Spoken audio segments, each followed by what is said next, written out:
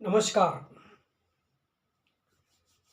मनुष्य सदैव परमात्मा को पाने की तलाश में लगा हुआ है, लेकिन अब परमात्मा कोई व्यक्ति तो नहीं जिससे साक्षात मुलाकात होगी। फिर भी तलाश जारी है।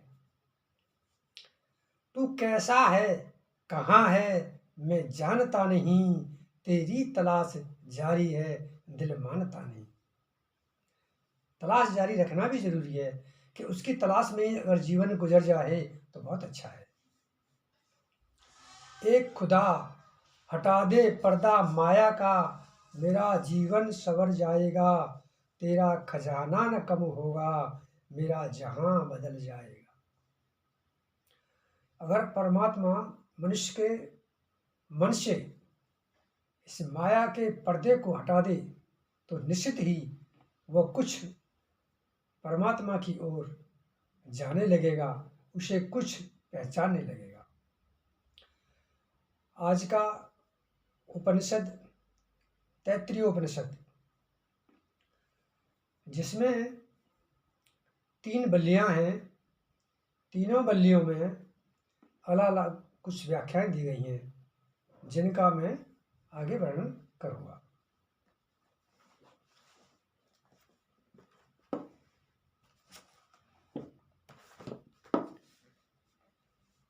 तैत्तिरीय उपनिषद,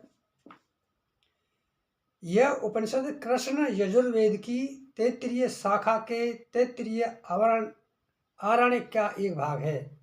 आरण्यक के 10 अध्याय में से क्रमशः 7वें, 8वें एवं 9वें अध्याय को ही उपनिषदीय मान्यता मिली है।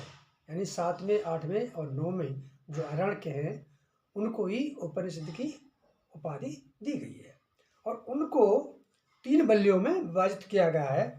तो जो पहली वल्ली है शिक्षा वल्ली, दूसरी है ब्रह्मानंद वल्ली और तीसरी है भृगु वल्ली। अब इन तीनों वल्लियों में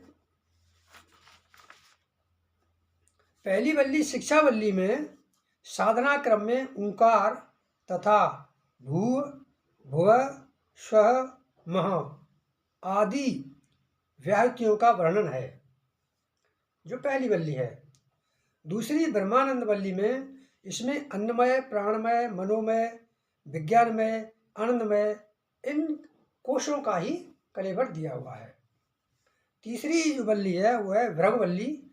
इसमें क्रमशः अन्न, प्राण, मन, विज्ञान व आनंद को ब्रह्म रूप में अनुभव करने का वर्णन है। तो इस तरह से तीनों वल्लियों का जो विवरण है वो आगे हम करेंगे।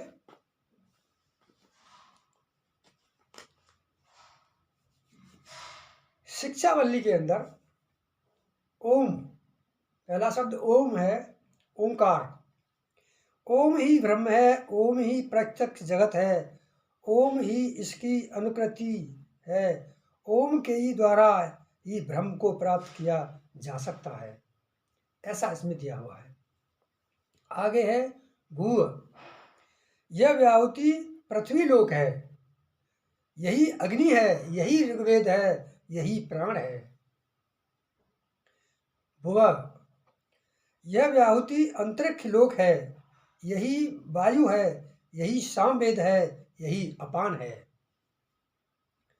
श्वः, यह व्याहुति स्वर्ग लोक है, आदित्य है, यजुर्वेद है, व्यान है। आगे मह, यह व्याहुति आदित्य है, यही चंद्रमा है, यही ब्रह्म है, यही अन्न है।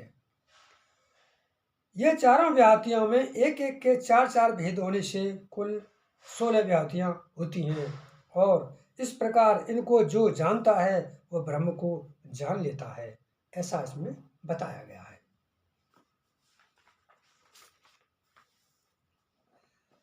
अब हम दूसरी वल्ली यानी ब्रह्मानंद वल्ली उसकी व्याख्या करते हैं। ब्रह्मानंद वल्ली में मनुष्य के अंदर जो आत्मा पंचकोशीय आवरणों से सदैव घिरी हुई होती है। वो पंचकोशीय आवरण क्या हैं, उनकी व्याख्या इसमें हम करेंगे। पंचकोशीय आवरण या शरीर कहें, वो इस प्रकार हैं। अन्नमय कोश सबसे पहले, प्राणमय कोश दूसरे नंबर पर, मनोमय कोश तीसरे नंबर पर, विज्ञानमय कोश चौथे नंबर पर, और अंत में आता है हमारा आनंदमय कोश। इन सब से हमारी आत्मा घिरी हुई रहती है। अब ये पांचों कोश, उनका क्या क्या कार्य है उसको हम समझते हैं। सबसे पहले अन्नमय कोश। अन्नमय कोश, अन्नमय कोश के बिना जीवन संभव नहीं है, क्योंकि यह आत्मा के लिए आधार प्रदान करता है। इसका स्वस्थ रहना जरूरी है ताकि अन्य कोश भी संतुलित और सक्रिय हैं। अन्य कोश यानी ये भौतिक शरीर, और भौतिक शरीर नहीं है तो बाकी आवरण भी सब नहीं रहेंगे, उनकी उपस्थिति ही नहीं रहेगी। इसलिए इसका सही रूप में होना बहुत जरूरी है। अब इसके गुण हैं, यह भौतिक शरीर है, जन्म और मृत्यु के अधीन है। इसके अस्तित्व के लिए भोजन पानी जरूरी होता है। यह आत्मा का सबसे बाहरी आवरण है। यह हमारा अन्नमय कोश होता है। दूसरे नंबर पर आता है प्राणमय कोश। यह पंचकोश सिद्धांत का दूसरा स्तर है, जो हमारी जीवन ऊर्जा से संबंधित है। यह शरीर और आत्मा के बीच का एक पुल का कार्य करता है। भौतिक शरीर को ऊर्जा प्रदान करता है, इसके द्वारा शरीर में जीवन संचालित होता है। ये हमारा प्राणमय कोश है।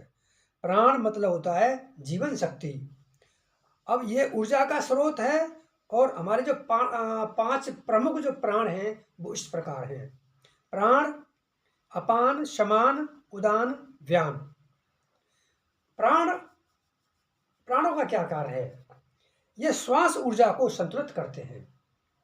अपान, ये हमारी मल मूत्र से संबंधित जो भी क्रियाएं होती है उसको संपन्न करते हैं। शमान, पाचन क्रिया को संपन्न करते हैं। उदान, बोलने की शक्ति को प्रदान करते हैं। और व्यान, अंगों में ऊर्जा का संचरण करते हैं। जो सूक्ष्म शरीर है यह भौतिक नहीं है, यह ऊर्जा का सूक्ष्म आवरण है। इसका महत्व है, शरीर के प्रत्येक हिस्से में प्राण का संचालन करता है, और मानसिक और शारीरिक स्वास्थ्य का ये आधार भी है। इसको संतुलित करने के कुछ उपाय दिए हुए हैं, जैसे प्राणायाम है, ध्यान है, सात्विक आहार है, योग अभ्यास और प्रकृति से जुड़ाव। ये सब करने से इसको संतुलित किया जा सकता है। अब आगे तीसरा है मनोमय कोश। पंचकोश सिद्धांत का ये तीसरा स्तर है। यह मन और भावनाओं का प्रतिनिधित्व करता है। यह हमारी सोच भावनाओं के संचालित करता है। यह आंतरिक अनुभवों का केंद्र है। सोचने व महसूस करने की जो क्षमता होती है इसी मनोमय कोश के द्वारा होती है, और ये इच्छाओं का स्रोत है, और ये संसार से हमको जोड़ के रखता है। ये संवेदनशील है। मन और बुद्धि का संबंध इसी के द्वारा होता है। इसके जो कारण है, विचारों में निर्णय लेना, इंद्रियों का प्रबंधन, स्मृतियों का भंडार है, भावनाओं को संचालित करता है। अब इसको संतुलित करने के लिए हमें ध्यान, सकारात्मक सोच, सत्संग, जप, प्रार्थना, योग, प्राणायाम आदि करना चाहिए।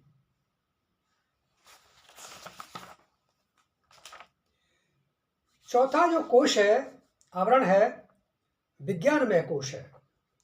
पंचकोश सिद्धांत का यह चौथा स्तर है। यह बुद्धि और विवेक से संबंधित है। इसे आत्मा का सूक्ष्मतर स्तर माना गया है। यह विचारधारा, निर्णय लेना, आत्मनिरीक्षण करना, ये सब का काम करता है। बुद्धि का केंद्र है, यानी सोचने की जो शक्ति है वो इसी के द्वारा प्राप्त होती है। स्वयं की पहचान यानी आत्मनिरीक्षण इसी के द्वारा संभव होता है। ध्यान व विवेक यानी विवेकपूर्ण जो हम निर्णय लेते हैं वो इसी के द्वारा संभव होता है। ज्ञान व अनुभव यानी ज्ञान को जीवन में लागू करने में भी ये सहायता करता है। इनका महत्व क्या है? आत्मा का मार्गदर्शन, आत्मा का मार्गदर्शन इसी विज्ञानमय कोश के द्वारा संभव है। अविद्या को दूर करना यानी अज्ञानता को दूर करना ये भी इसी के द्वारा संभव है। शुद्ध होने पर आत्म साक्षात्कार की ओर ले जाता है। आत्मा और मन का सामंजस्य यही बनाता है। पांचवा यानी अंतिम जो कोश है, आवरण है, वो है हमारा आनंदमय कोश। ये पांचवा यानी अंतिम कोश है। ये आत्मा के सबसे करीब और शुद्धतम अवस्था का बोध कराता है। ये आध्यात्मिक अनुभूति कराता है। ये शाश्वत आनंद का स्रोत है। अहम की समाप्ति करता है। मनुष्य के अंदर जो अहम पैदा हो जाता है उसे समाप्त करने का कार्य भी हमारा आनंदमय कोश करता है। संसार से परे है, ये भौतिक संसार से परे है। शांतिपूर्ण अवस्था, और ये मनुष्य की शांतिपूर्ण अवस्था को ही दर्शाता है। आत्मा का अनुभव इसी के द्वारा हो सकता है। आध्यात्मिक मार्गदर्शन भी इसी के द्वारा हो सकता है। ये परमानंद का स्रोत है और मुक्ति की ओर ले जाने वाला है।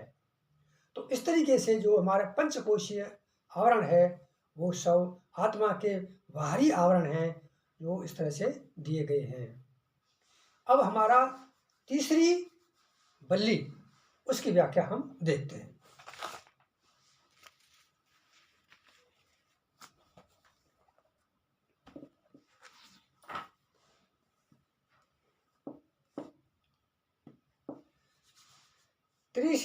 तीसरी बल्ली भृगुवल्ली। भृगुवल्ली में भृगु ऋषि जिनके पिता वरुण, तो भृगु ऋषि अपने पिता वरुण के पास जाते हैं और उनसे ब्रह्म ज्ञान के बारे में जानना चाहते हैं। उनके पिता वरुण कहते हैं कि ब्रह्म का ज्ञान प्राप्त करने के लिए आपको तप करना होगा और उस तप में आपको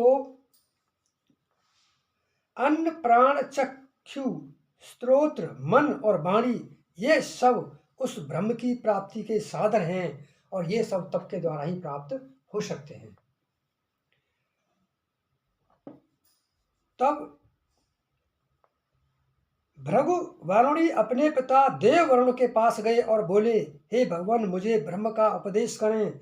देव वरुण ने उनसे कहा, अन्न प्राण चक्षु स्त्रोत्र मन और वाणी ये सब उस ब्रह्म की प्राप्ति के साधन हैं। ये समस्त प्राणी जिससे उत्पन्न होते हैं, जिसके आश्रय से जीवन जीते हैं और अंत में इस लोक से प्राण कर जिसमें लय होते हैं, उस ब्रह्म को तत्वतः जानने की जिज्ञासा करो, वही ब्रह्म है। यानी उनके पिता जो वरुण हैं वो ये कहते हैं पहले इन सबको जानो। इन सबको जानने का मतलब यहाँ ये होता है कि जिसके द्वारा अन्न प्राप्त होता है, जो अन्न को पैदा करने की शक्ति है, पहले उस शक्ति को जानो तप के द्वारा। जिसके द्वारा प्राण संचालन करते होते हैं, शरीर के अंदर संचालन करते हैं, वो कौन शक्ति है उसे जानो। और इसी तरीके से चक्षु स्रोत मन और वाणी ये किसके द्वारा संचालित होते हैं उसको जानो, वही ब्रह्म है। इसके पश्चात भृगु ऋषि तपस्या करने चले जाते हैं, तप करते हैं। तो तप के दौरान वो पाते हैं, उन्हें बोध हुआ कि अन्न ही ब्रह्म है। निश्चय ही सभी प्राणी अन्न से ही उत्पन्न होते हैं। उत्पन्न प्राणी अन्न से ही जीवित रहते हैं और अंत में मृत्यु आने पर इस लोक से प्रयाण कर अन्न में ही प्रविष्ट होते हैं। ऐसा जानकर वे पुनः अपने पिता वरुण देव के पास गए। जब उन्होंने तप किया, तब के बाद उन्हें पता चला कि निश्चित रूप से अन्न ही ब्रह्म है। ऐसा उन्होंने अपने पिता को बताया तो उनके पिता संतुष्ट नहीं हुए। उन्होंने कहा, नहीं, तुम जाओ फिर से तप करो।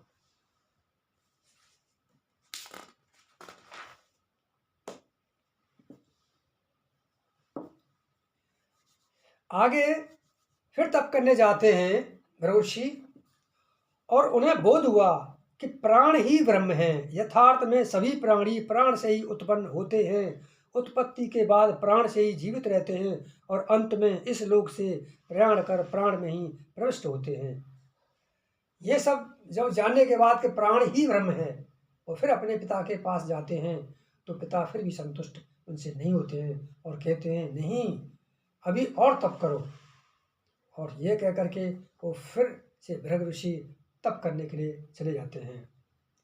तप के अनंतर उन्होंने जाना कि वास्तव में मन से ही समस्त प्राणी उत्पन्न होते हैं, उत्पन्न होकर मन से ही जीवन जीते हैं और अंत में इस लोक से प्रयाण कर मन में ही प्रविष्ट होते हैं। ऐसा जानकर भृगु ऋषि पुनः अपने पिता ब्रह्मदेव के पास गए।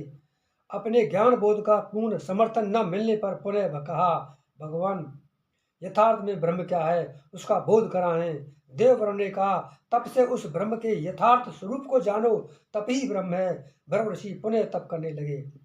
अब वो दोबारा से फिर इनको भेजा गया, तप करो। फिर भृगु ऋषि तप पे बैठ जाते हैं और उन्होंने जाना कि वास्तव में विज्ञान से ही समस्त प्राणी उत्पन्न होते हैं, उत्पत्ति के बाद विज्ञान से ही जीवन जीते हैं, अंत में प्रयाण करते हुए विज्ञान में ही प्रविष्ट हो जाते हैं। इस प्रकार जानकर वे पुनः अपने पिता ब्रह्मदेव के पास गए। अपने बोध का पूर्ण समर्थन न मिलने पर उन्होंने पुनः कहा, भगवान यथार्थ में ब्रह्म क्या है उसका बोध कराएं। देव ब्रह्म ने कहा, तप से उस ब्रह्म को तत्वतः जानो, तप ही ब्रह्म है। भृगु ऋषि पुनः तप करने लगे। यानी इससे भी संतुष्ट नहीं हुए उनके पिता, तो फिर से तप करने के लिए चले गए। तप के अनंतर उन्होंने जाना कि आनंद ही ब्रह्म है। वास्तव में आनंद से ही समस्त प्राणी उत्पन्न होते हैं, उत्पत्ति के बाद आनंद से ही जीवन जीते हैं और अंत में आनंद में ही प्रविष्ट होते हैं। इस प्रकार भृगु ऋषि ब्रह्म ज्ञान से पूर्ण हुए। अंत में जब आनंद की प्राप्ति उनको हुई और आनंद से ही उनको जाना कि आनंद ही ब्रह्म है, तो उनके पिता भी उससे संतुष्ट हुए और इस प्रकार भृगु ऋषि को ब्रह्म का ज्ञान प्राप्त हुआ।